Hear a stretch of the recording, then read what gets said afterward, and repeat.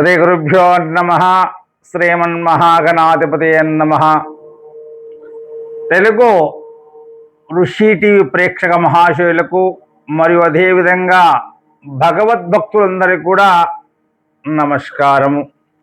ఉగాది పరాభవనామ సంవత్సర శుభాకాంక్షలు బంధుమిత్రులందరికీ కూడా.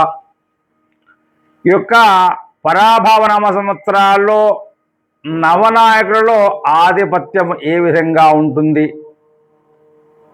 అన్నొక్కటి విషయాన్ని తెలుసుకుందాము.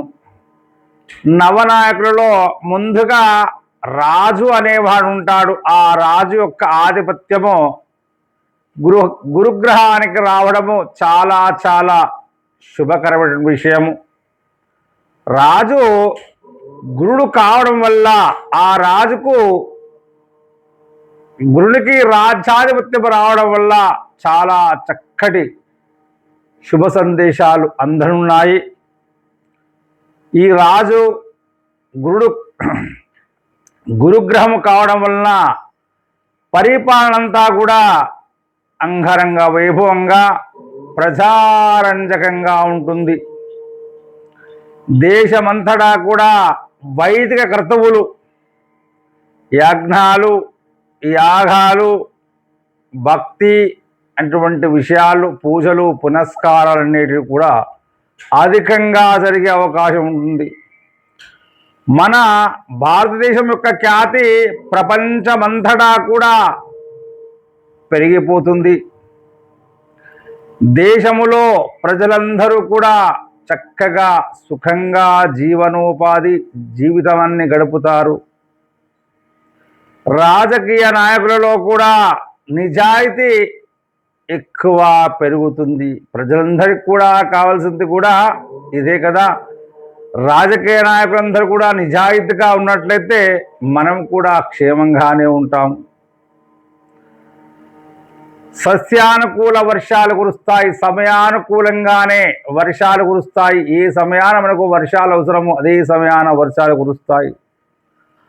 ప్రపంచమంతటా కూడా ప్రకృతి వైపరీత్యాలు ఉన్నను, ప్రపంచంలో అంతటా కూడా ప్రకృతి వైపరీత్యాలు ఉన్నా కూడా మన దేశంలోనే చాలా తక్కువగా ఉంటాయి.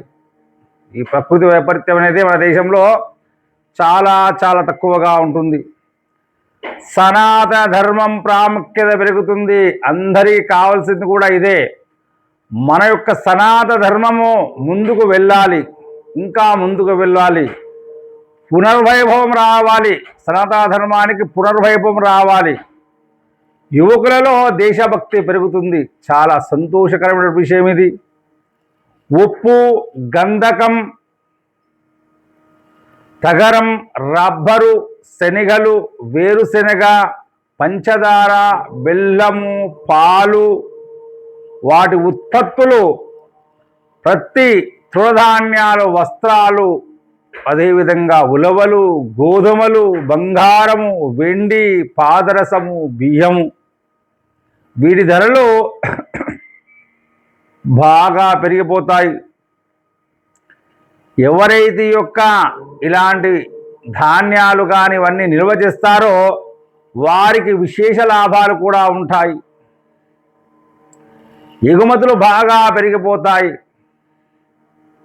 ఎగుమతులు బాగా పెరిగి చక్కటి వృద్ధిలోకి వస్తుంది. రాజు గురువు కావడం వల్ల మంచి మంచి ఫలితాలు ఉన్నాయి.